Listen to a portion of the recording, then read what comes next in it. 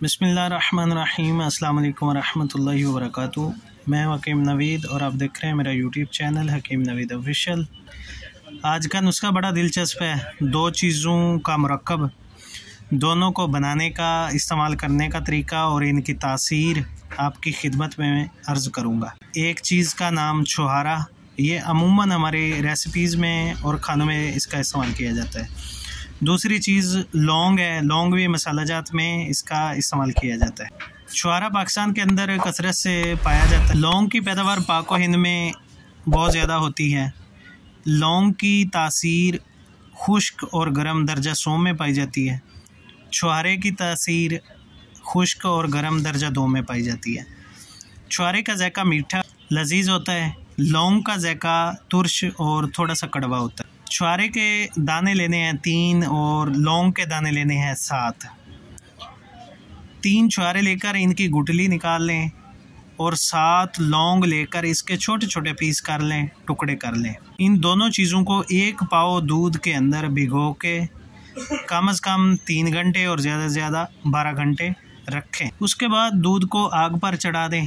1-2 उबाल आने के बाद नीचे उतारें। 3 छुहारा निकालें और खा लें। जो लौंग होंगे उनको आपने निकाल कर खुश्क करने के बाद उनको बारीक करके तिलों का तेल 50 ग्राम लेकर उसमें ये लौंग का पेस्ट जो है वो अच्छी तरह गरम करके रख लेना है। 3 छुहारे खाने के बाद जो दूध बचेगा उसको आपने पीना है और जो लौंग का बना हुआ तिलों का तेल होगा उसका आपने मसाज करना है। ये नुस्खा ऐसे अमराज में इस्तेमाल किया जाता है जो कि अज़ाए मखसूसा से शुरू होती है। जिनसी बेरगबती, जिनसी कमज़ोरी, उज़्वे तनासल का ढीलापन, होशियारी में कमी, सख्ती का ना होना और शहवत का ना आना, इन तमाम अमराज के लिए इस नुस्खे का बिला झिझक इस्तेमाल करना बहुत ही मुफीद है। हमारे दवाखाने पर इसका इस्तेमाल बहुत ज़्यादा बताया जाता है। सिर्फ शादीशुदा लोग ही इसको इस्तेमाल कर सकते हैं, गैर शादीशुदा लोग इसको इस्तेमाल नहीं कर सकते। शुगर के मरीज़ इस नुस्खे को इस्तेमाल ना करें। ब्लड प्रेशर के मरीज़, हाई ब्लड प्रेशर के जो मरीज़ हैं वो इस नुस्खे को भी इस्तेमाल नहीं कर सकते। ऐसे लोग जिनको बवासीर का आर्जा होता है या कॉन्स्टिपेशन का मसला होता है उनके लिए इस नुस्खे का इस्तेमाल ममनू है। लौंग का बना हुआ तेल जोड़ों के दर्द पे मसाज करने के लिए बेहतरीन साबित होता है।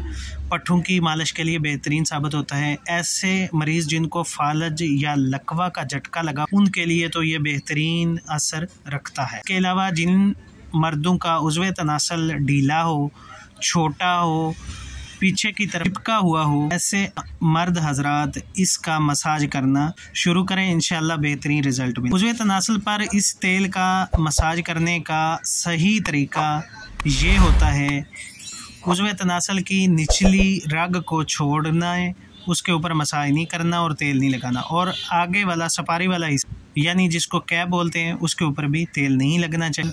दाएं बाएं और ऊपर की तरफ 2-2 कतरे डालकर मालिश करना शुरू करें, इंशाल्लाह बेहतरीन रिजल्ट मिलेगा। इस तरह का मज़ीद नुस्खाजात मेरे चैनल पर अपलोड हो चुके हैं, उनको विज़िट कीजिए और वीडियो को शेयर कीजिएगा। तो मिलते हैं नेक्स्ट वीडियो में। अल्लाह हाफिज़।